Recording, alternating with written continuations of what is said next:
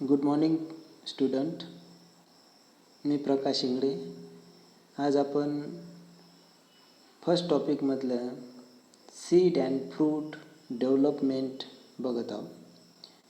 Seed and fruit development बघण्यापूर्वी जे आपण in the previous class we are studied the fertilisation and the end part of our topic is आपण मागच्या टॉपिकला fertilisation पाहिलं आणि फर्टिलायझेशनमध्ये त्याचं एंड काय निघला होता, तर जे ओव्यूल आहे या ओव्यूलचं कन्वर्जन कशामध्ये झालं होतं? ओव्यूलचं कन्वर्जन सीडमध्ये झालं होतं. ओव्हरीचं कन्वर्जन फ्रूटमध्ये झालं होतं. आणि जो तिसरा पार्ट आहे इंटेग्युमेंट, या इंटेग्युमेंटचं सीड कोटमध्ये कन्वर्जन झालं होतं. तिन्ही पार्ट आपल्याला लक्षात घ्यायचे आहे. पहिला पार्ट काय होता? ओव्यूल. ओव्हरीमध्ये जे ओव्यूल असते या ओव्यूलचं कन्वर्जन कशामध्ये झालं आहे? सीडमध्ये झालं. जे ओव्हरी आहे या ओव्हरीचं कन्वर्जन कशामध्ये झालं? फ्रूटमध्ये झालं. आणि तिसरा जे आहे, जे आउटर पार्ट आहे इंटेग्युमेंट, दोन पार्ट पाहिले होते, इंटेग्युमेंट आउटर आणि इन्नर. या इंटेग्युमेंटचं कन्वर्जन सीड कोटमध्ये होते. आता या सीड कोट, आता सीड आणि फ्रूटचं डेव्हलपमेंट कसं होते बघा. Seed sometimes consist of two distinct covering typical outer seed coat. The testa and inner membrane is tegmen. आता जर पाहिलं आपण तर यामध्ये बघा, या सीड कोटला आपल्याला एक कवरिंग दाखवलेली आहे. हे बाहेरील कवरिंगला आपण म्हटलेलं आहे टेस्टा, आउटर लेयर म्हणतो आपण त्याला, आणि जे आतमधली लेयर आहे त्याला टॅगमेन. एवढं लक्षात आलं? सीडचा पार्ट पाहता आपण. The nucellus in the ovule may persist in some genera like black pepper and beet is thin papery layer the perisperm.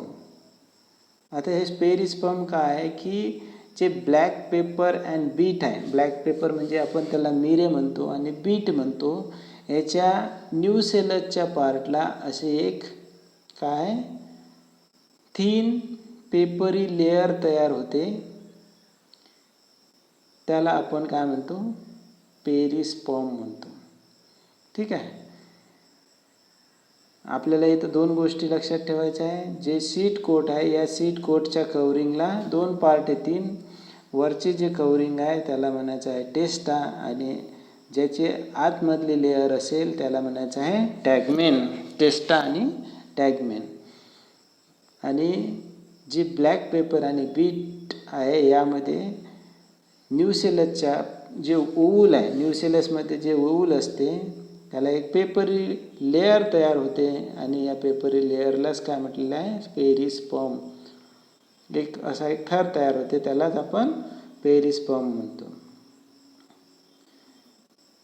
पुढे बघा, सीड अँड फ्रूट डेव्हलपमेंटमध्ये in some seed food reserve in the endosperm are partially use in the development of embryo.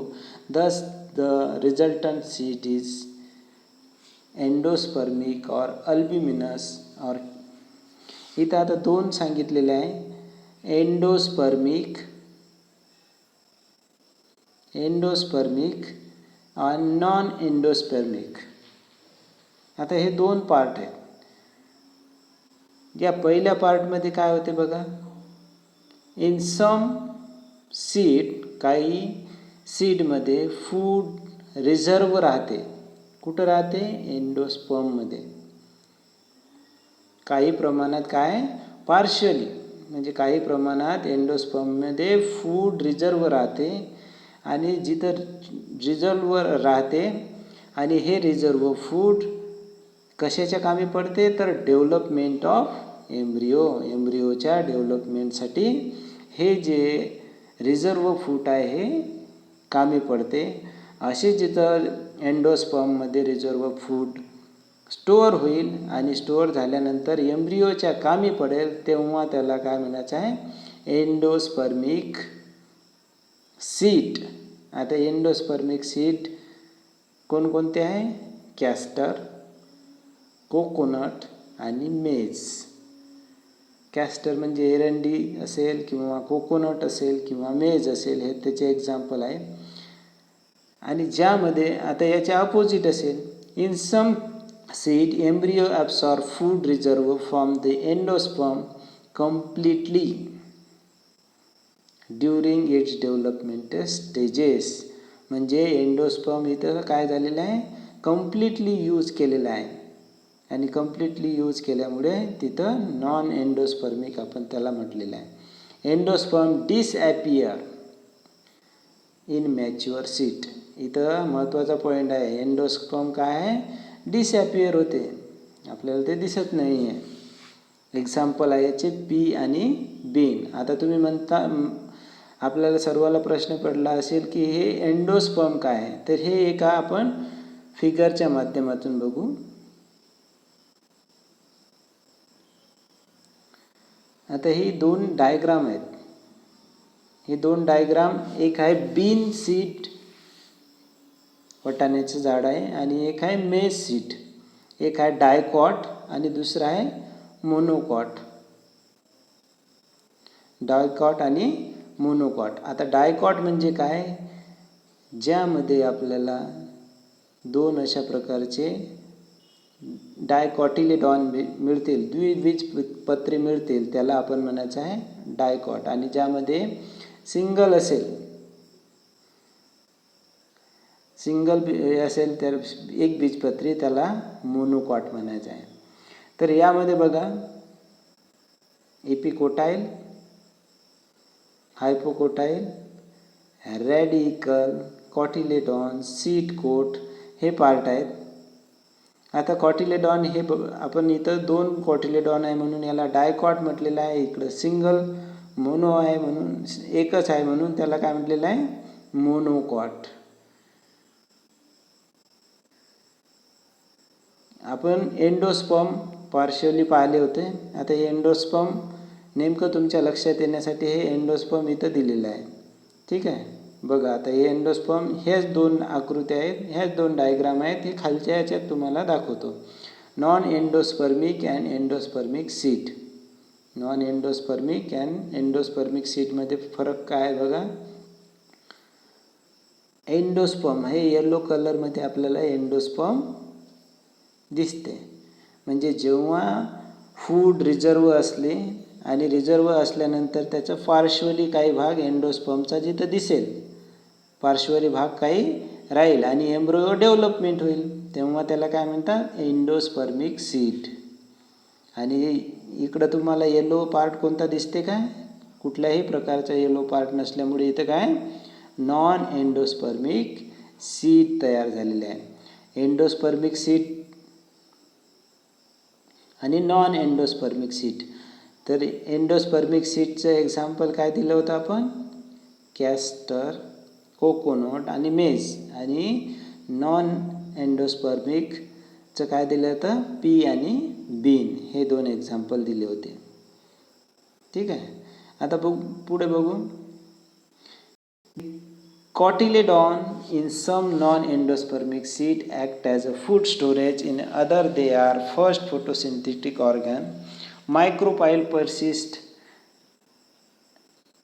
as a small pore in a seed coat, allowed to water entry and oxygen to soaking. Fruit development is triggered by hormone produced by developing seed. The ovary begin to differentiate into fruit and ovary valve develop into pericarp. Pericarp is basically 3 layers which get differentiate into fleshy fruit like mango, coconut. आता हे जे कॉटिलेडॉन्स आहेत, कॉटिलेडॉन्स म्हणजे एक बीजपत्री असतील, द्विबीजपत्री असतील, म्हणजेच नॉन एंडोस्पर्मिक सीड असतील, ते काय करतात, act as a food storage. त्याचं काम काय करतील, फूड स्टोरेज करण्याचं काम करतील. आणि फर्स्ट फोटोसिंथेटिक ऑर्गन असतील ते. मायक्रोपाईल जे आहे, मायक्रोपाईल म्हणजे जिथं एंट्री होते, आपण ओव्हलच्या पार्टमध्ये एंट्री होते, त्यासाठी काय स्मॉल पोअर असते त्यासाठी, आणि seed coat allowed to entry water and oxygen. आता इथं हे सीड आहे, या सीडमध्ये आपल्याला पेरिकार्प दाखवलेलं आहे. आता हे पेरिकार्प काय आहे? पेरिकार्पमध्ये pericarp is a fleshy fruit like mango and coconut. Fruit development is trigger by hormone. आता जर आपण पाहिलं तर फ्रूट काय करते? हार्मोन्सच्या सहाय्याने सीडला डेव्हलपमेंट करते. आता ते हार्मोन्स कोणते आहे? Ovary begins to differentiate and fruit wall develop into pericarp. आता हे पेरिकार्पच्या सहाय्याने काय होते? या ठिकाणी हे बघा, हे पेरिकार्प आहे. आता हे पेरिकार्प म्हणजे काय? हे जे फ्लेशी फ्रूट आंबा जर पाहिला आपण, त्यामधला जो रस निघते, जे फ्लेश निघते, त्याला काय म्हटलेलं आहे? पेरिकार्प.